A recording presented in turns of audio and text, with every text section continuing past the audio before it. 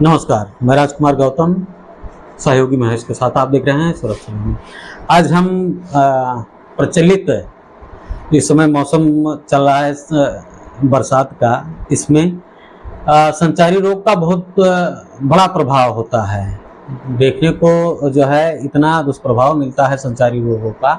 हर गांव में कोई ऐसा गांव नहीं, कोई ऐसा परिवार नहीं होगा जो संचारी रोग से ग्रसित ना हो।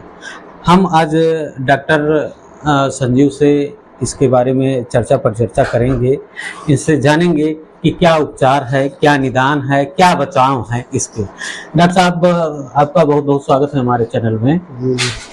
आप हमें बताएं कि संचारी रोग होता क्या है? संचारी रोग ऐसी बीमारी है जो एक इंसान से दूसरे इंसान में फैलता है, लेकिन उसका कोई एक दूसरा कीटाणु या जीवाणु माध्यम होता है जो फैलाता है बीमारी को। जी, उसको संचारी रोग बोलते हैं। जैसे वो कैसे फैलाता है? कौन कौन सी बीमारियां ऐसी होती हैं जो छूने से ना, आप छूने से तो नहीं होता है, पैरासाइट होता है वो, जो एक इंसान से दूसरे इंसान में जाने के लिए उसको कोई माध्यम चाहिए। जी, तो उसी माध्यम द्वारा वो फैलता है। उस माध्यम को अगर हम ब्रेक कर दें तो संचारी रोग नहीं फैलेगा। नहीं तो वो माध्यम कौन सा होता है? जैसे छूने से, हाथ मिलाने से, हैंडशेक करने से? कुछ बीमारियां जैसे वायरस वगैरह वाली हैं तो हाथ मिलाने छूने से भी होता है, लेकिन ज्यादातर पैरासाइट वाले हैं, जैसे मक्खी। पैरासाइट, अच्छा। जैसे इसका वेक्टर बोलते हैं। वेक्टर का मतलब है एक बीमारी एक इंसान से दूसरे इंसान में जो बीमारी को ट्रांसफर करता है।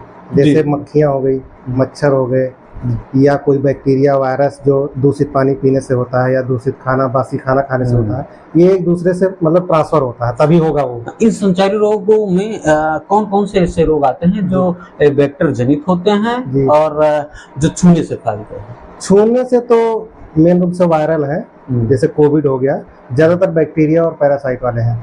ये इनमें कौन कौन सी बीमारी आती है? जैसे हो गया टाइफाइड, हो गया डेंगू, हो गया मलेरिया, चिकनगुनिया, जापानीज इंसेफ्लाइटिस, मस्तिष्क ज्वर इसको बोलते हैं, कोविड भी है, ये सब डायरिया है। ये सब बीमारियां वेक्टर के थ्रू फैलती हैं। डॉक्टर साहब, एक जो इस समय चल रहा है मौसमी बुखार, जो इतना हाइपर हो जाता है पेशेंट में कि टेम्परेचर जो है 102, 103, इतना हाइपर हो जाता है कि पेशेंट एकदम परेशान हो जाता है। उसका मेन वजह यह है कि ज्यादातर मरीज बचपन से ही बहुत हाई डोज एंटीबायोटिक लेते रहते हैं, तो बॉडी रेजिस्टेंट हो जाती है।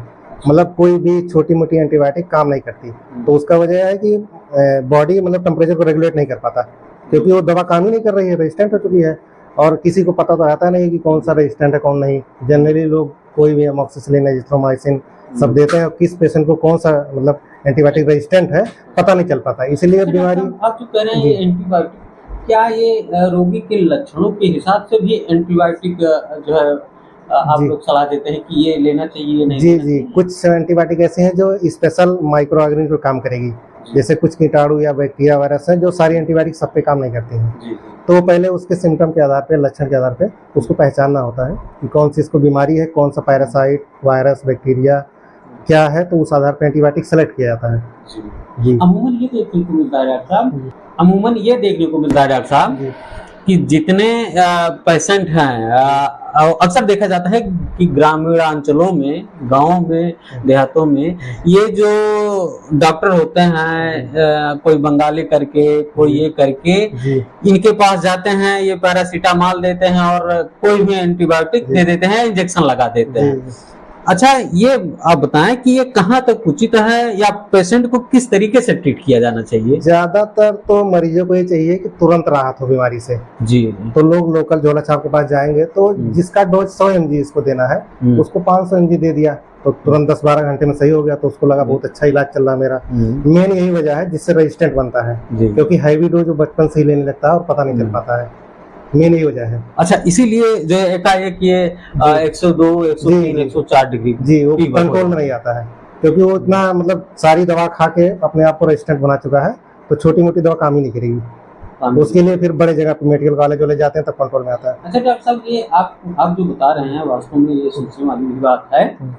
ये जो रेजिस्टेंस दवाएं बना लेती हैं, हमने अभी हाल ही में कोई मेडिकल अध्ययन था, उसमें रिसर्च हुआ था कि ये एंटीबायोटिक धीरे धीरे ये जो क्या कहते हैं वो ये एंटीबायोटिक जो दवाएं होती हैं, ये अगर कोई लगातार ले रहा है तो उसकी बॉडी रेजिस्टेंस हो जाती है, तो वो जो ये उससे हार्ड लेवल की दवा लेनी पड़ेगी। हाँ नहीं हार्ड लेवल के एक लेवल के बाद ये बैक्टीरिया जो है मिलीबग में बदल जा रहे हैं। जी बैक्टीरिया क्या है, जैसे वो एंटीबायोटिक बॉडी में आते आते बैक्टीरिया अपने आप को प्रोटेक्शन का वो एक कवच बना लेता है जी। उस एंटीबायोटिक फिर वो उस पर काम नहीं करती है।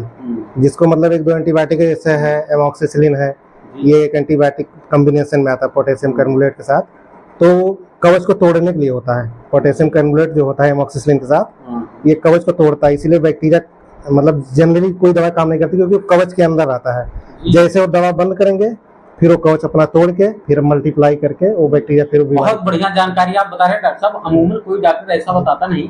ये जो बैक्टीरिया के ऊपर कवच होता है और ये कवच बनता है एंटीबायोटिक के लगातार डोज लेने से वो अपने आप को बचा लेता है, प्रोटीन के पड़ा रहता है बॉडी में। तो कुछ दवाएं ऐसी भी आती हैं जो उसको ब्रेक करती हैं। जी हाँ जी हाँ जी।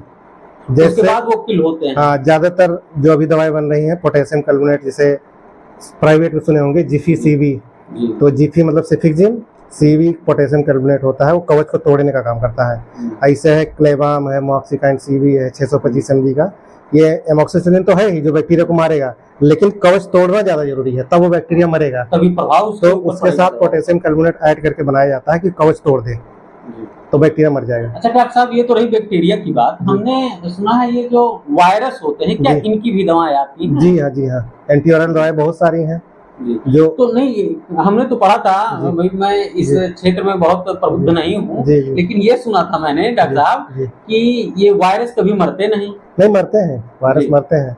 एंटीवायरल दवाएं सैकड़ों हैं जो वायरस को अलग अलग वायरस पे अलग अलग मतलब दवाएं काम करती हैं। काम करती हैं जी, अलग अलग दवाएं हैं जी। अच्छा ये जो ये संचारी रोग हैं इसमें ज्यादातर प्रभाव वायरस का होता है? नहीं वायरस नहीं, ज्यादातर बैक्टीरिया और पैरासाइट जैसे मलेरिया के लिए प्लाज्मोडियम हो गया, लूज मोशन के लिए हो गया अमीबा। अच्छा डॉक्टर साहब कुछ ये हमने भी सुना है और पढ़ा भी है कि कुछ अच्छे बैक्टीरिया भी होते हैं जी। अगर एंटीबायोटिक लिया जाता है तो वो खराब बैक्टीरिया जो रोग जनित होते हैं उनके साथ अच्छे बैक्टीरिया भी डैमेज होते होंगे। कुछ बैक्टीरिया अच्छे होते हैं, जैसे बैसिलस करके है, लैक्टोबैसिलस जो दूध में पाया जाता है, दही में पाया जाता है, वो सब लाभदायक होते हैं बॉडी के लिए। वो हाथों में पड़े रहते हैं, वो कोई भी अच्छा चीज खाइए तो उसको ज्यादा डाइजेशन में हेल्प करते हैं, तो वो बैक्टीरिया मर जाते हैं ज्यादा एंटीबायोटिक खाने से। तो अक्सर देखे होंगे ज्यादा एंटीबायोटिक जो खाता है उसका डाइजेशन गड़बड़ हो जाता है, पेट साफ नहीं होता, ये सब दिक्कतें आती है क्योंकि वो बैक्टीरिया जो काम की है वो मर चुकी रहती है। अच्छा डॉक्टर साहब अभी तो बारिश का मौसम चल रहा है, किसी को वायरल हो जाता है, वायरल फीवर हो गया या संचारी रोग में जैसे कोविड और डेंगू, मलेरिया, टाइफाइड, ये सारी चीजें अगर हो जाती हैं तो वो पहला उपचार क्या करें? पहला उपचार तो यही है, अगर टेम्परेचर ज्यादा बढ़ गया है तो पहले टेम्परेचर को कंट्रोल करें और नजदीकी स्वास्थ्य केंद्र या किसी डॉक्टर से मिले। वो टेम्परेचर कैसे कंट्रोल करें? पैरासीटामोल से जी। अगर बहुत ज्यादा टेम्परेचर है तो उसका स्पॉन्जिंग बोलते हैं, कोल्ड स्पॉन्जिंग, मतलब कपड़े को नॉर्मल टेम्परेचर वाले पानी को भिगो लीजिए और मत्था या सीना को पोंछना है। अच्छा ये आइस वगैरह से भी? नहीं आइस नहीं, उसका टेम्परेचर निर्धारित है, 15 डिग्री से नीचे नहीं होना चाहिए। अच्छा। 15 डिग्री सेल्सियस से पानी ऊपर ही रहे, नॉर्मल एक तरह से नल या टंकी का पानी हो सकता है। हाँ ये नहीं, तो ऐसा नहीं कि बर्फ वाला पानी निकाल के पूछ रहे, ऐसा नहीं, 15 डिग्री से ऊपर होना चाहिए। उसके बाद क्या करें फिर? उसके बाद टेम्परेचर कंट्रोल में आने के बाद किसी डॉक्टर से सलाह लें या इलाज के लिए जाएं, क्योंकि संचारी रोग तो पहले पहचानना जरूरी है और नॉर्मल आदमी तो पहचाने। संचारी रोग में तो कई रोग ऐसे आते हैं जैसे आप बता रहे हैं मलेरिया, टाइफाइड, डेंगू, ये सारी चीजें, तो पहले इसकी जांच होनी चाहिए जी तभी पता चल पाए। जांच भी होनी चाहिए, कभी कोई बिना जांच के ही सिम्टम से पता चल जाता है, लक्षणों से क्या हुआ है इनको, तो आसानी हो जाता है ट्रीटमेंट के लिए। अच्छा ये जो संचारी रोग हैं डॉक्टर साहब, इनमें क्या रोग तो कई प्रकार के हो जाते हैं संचारी रोग में, तो क्या इलाज भी कई प्रकार का होगा या? इलाज तो अलग अलग है, जैसे जो बीमारी है उसी आधार पे अलग अलग एंटीबायोटिक या कोई भी दवा जो भी होगी, एंटीवायरल, एंटी पैरासाइट, उसी आधार पे चुनना पड़ता है कौन सा दवा चाहिए बीमारी के हिसाब से। जी। तो इसके बचाव, ये संचारी रोग होना जी संचारी, क्या ऐसा उपाय करें जो है हमारे दर्शक भी देख रहे हैं, आप डॉक्टर साहब बताएं कि क्या ऐसा उपचार करें कि ये बीमारी हो ना? कोई भी बीमारी, संचारी रोग को रोक, सबसे ज्यादा जरूरी है रोकना। इलाज मेन नहीं है, इलाज ऐसा नहीं कि अच्छी दवाई, अच्छे डॉक्टर, अच्छे अस्पताल से इलाज संभव, उसको रोकथाम ही मेन है। संचारी रोग को रोका जा सकता है क्योंकि रोकथाम में जो वेक्टर होता है, जो एक बीमारी एक दूसरे से दूसरे इंसान में पहुंचाता है, उसको अगर हम बीच का खत्म कर दे, ब्रेक करके बीच का जो वेक्टर है उसको मार दें या उसको पनपने ही ना दें या मतलब फैलने ही ना दें उसको, तो बीमारी खत्म हो जाएगी, फैलेगी ही नहीं। उसके लिए तो ज्यादातर गंदा पानी कहीं इकट्ठा ना होने दे, घर के टूटे फूटे बर्तन या टायर वगैरह में, टंकी में कहीं छत पे पानी ना इकट्ठा हो, लंबे टाइम तक कहीं गमले में पानी इकट्ठा ना हो घरों के आसपास, और गोबर खाद वाद इस तरह का कोई गंदगी आसपास घर के ना रहे, तो इससे बचा जा सकता है। अच्छा, हमारे यहाँ गांव में परंपरा है डॉक्टर साहब कि गोबर से लिपाई करते हैं जी। जो कच्चे मकान है, और ऐसा क्या यह उचित है? ये तो उचित नहीं, क्योंकि मक्खियां जो है गोबर में ही अंडे देती हैं जी।